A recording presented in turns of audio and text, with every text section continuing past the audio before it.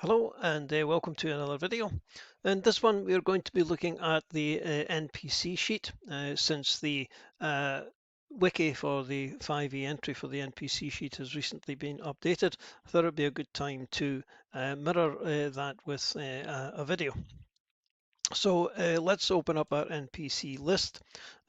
This gives us a list of all the NPCs that we have in all the books that we have currently open.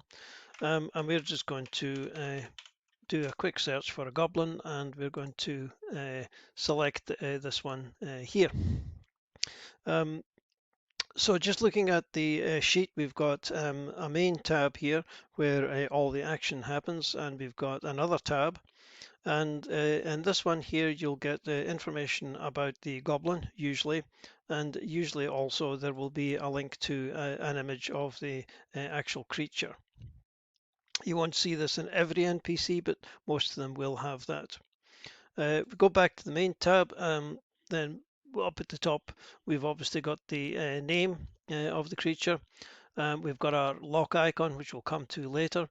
And then we've got the ID toggle. So at the moment, this is showing as green. That means that the NPC has been identified.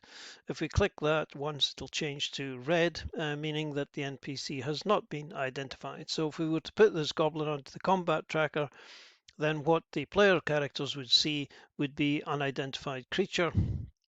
There is a way that we can change that to something more realistic, which we'll come to later. But when it's unidentified like this, then when it's on the combat tracker, the NPC, the player characters won't know what the creature is. We then have the creature's token, which will appear on the combat tracker and on the map.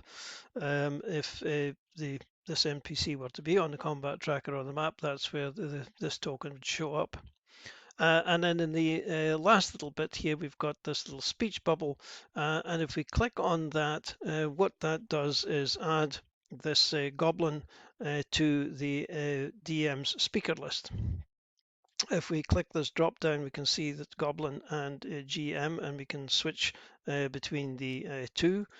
And we can also delete the Goblin if we want. So if we wanted as DM to speak as the Goblin, possibly even in their Goblin language, when we type something into chat then and broadcast that to the players, then this text here is what gets sent out. And it tells us here that the goblin said hello world, and underneath that it tells us that Bob the cleric understood what this was. So Bob is going to get this translation, but Bob the fighter won't get this if he doesn't, because he doesn't understand goblin. So that's how you can speak in the particular NPC's language, or just as the NPC themselves. So looking further into the sheet, we can see our goblin has got a small humanoid, he's goblinoid, and we've got their alignment. And underneath that, we've got armor class, hit points, or speed, all the usual kind of things that you obviously need for an NPC so that they can take part in combat. Underneath that is the stat block with all their abilities. There are two little icons at the right hand side of each of these boxes. The C is a check. So if we wanted to make, for example, a dexterity check, then we can click on this little C next to the dexterity button and it makes a check. If we wanted to make a constitution saving throw, then we would click on the S next to con and we will make a constitution saving throw. The underneath that we've got a list of skills. There's only one here, but and this is a feature of the sheet which you will notice as we move through the sheet, is that when we do that, anything that we mouse over there, anything that gets highlighted means that we can double click that to make that. So here we're showing that the goblin has stealth of +6. So if we were to double click that, then is going to make a stealth check with that +6. If we make a normal dex check, which is what stealth is based on, then it's only going to use the +2. But because they've got a better skill proficiency, then they get the +6. So we would use this to do a stealth check, but any other check which is based on dex, we would use the button up here. We've shown that the NPC has got dark vision and passive perception. If you're using lighting in your maps, then when this NPC is placed on a map, then this will be read by Fantasy Grounds and will give the NPC 60 feet of dark vision. It shows you the languages that the NPC has, and then we've got the challenge rating, proficiency bonus, and the XP. The proficiency bonus is based on the challenge rating. So as the challenge rating goes up, then the proficiency bonus will automatically be updated. We then have the NPC's traits, and this will be a list of anything that the NPC can do. In this case, we've got the nimble escape trait. And then underneath that, we've got the NPC's actions. And once again, when we mouse over certain areas of these actions, we see that they are highlighted, and this means that we can double click that to make an attack. We can double click this to do damage.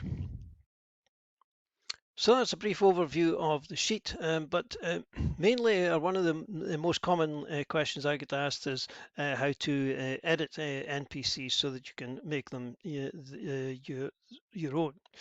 So let's get rid of this one and we'll open up our NPC. I'm actually going to just delete that just to show you. So what we're going to do before we can actually edit an NPC, because we saw that it was locked, this icon here shows that it's read only.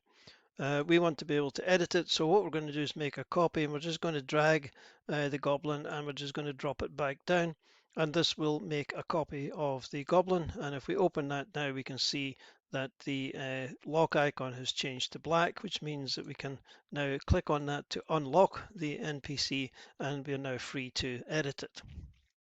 So now that we can edit it, we can change anything in the NPC sheet that we want, including anything that's in the other tab. We can give it a different image. We can do anything that we want to do to change this NPC to our liking. We can start off with the name. We can give it, I don't know, let's give it the name of Goblin Fighter, for example. Underneath that, we can give this a non-ID name.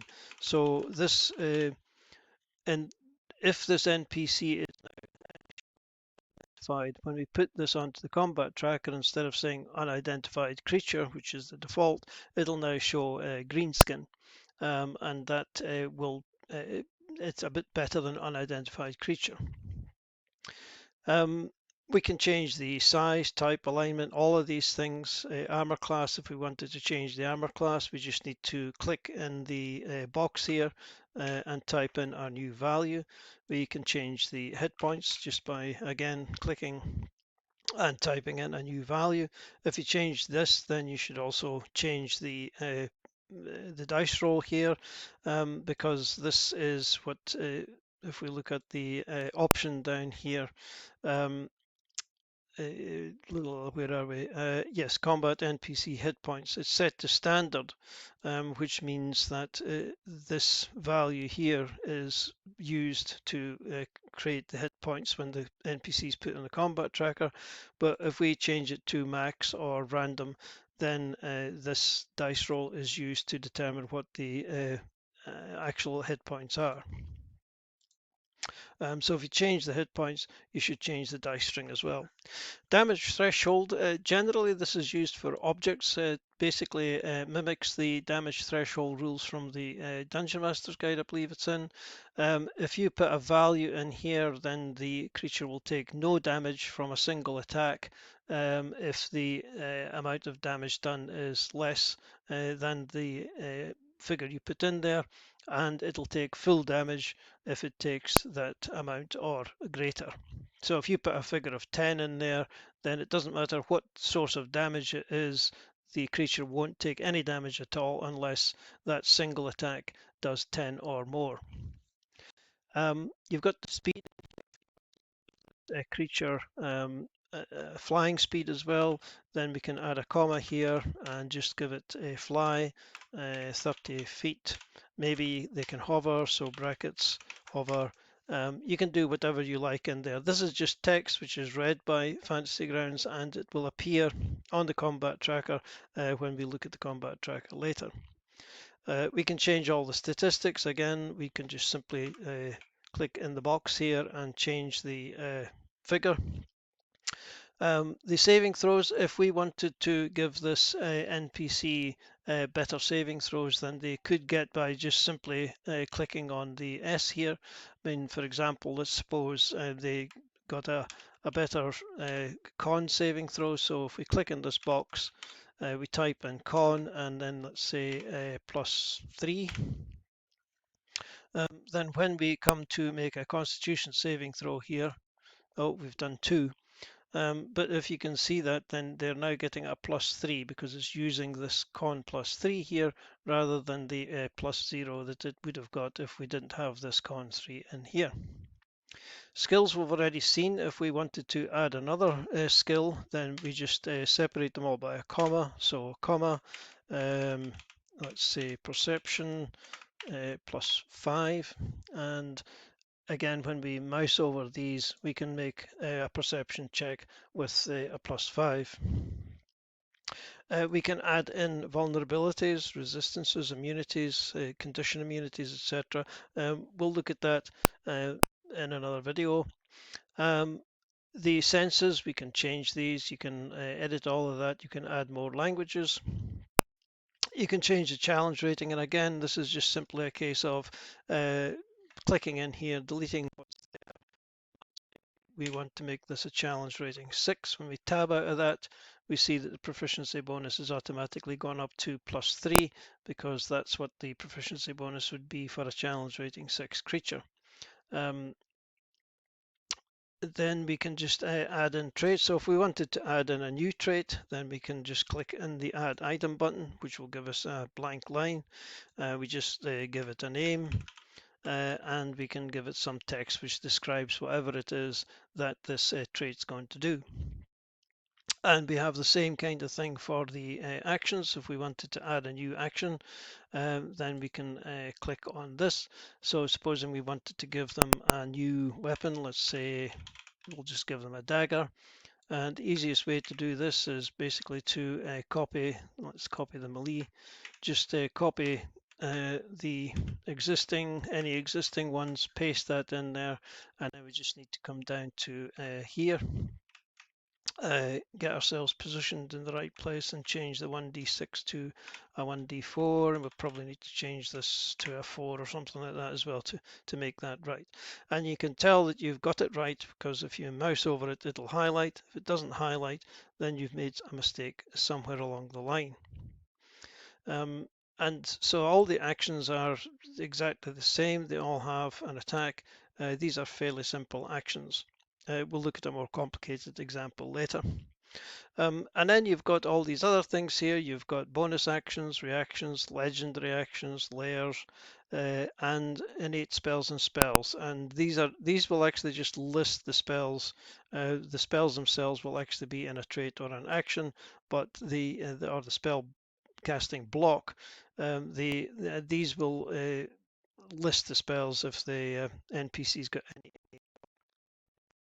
innate spells or spells. And you can, as you can see with the green buttons, you can just add items. So if they've got a reaction, you just add it. If you want to get rid of something, then you just click on this edit list button. We'll see our usual red delete item buttons, and we can just delete whatever we added in there. Similar for this one, if we don't made a mistake, we don't want any reactions, we can just delete it. So that's an overview of the NPC sheet, or a simple NPC sheet at any rate. So I think we're going to end this video here, and we'll do another video and we'll show you some more complex actions and traits, etc., that you can include in an NPC. So thanks for watching. We'll see you in the next one. Cheers for now.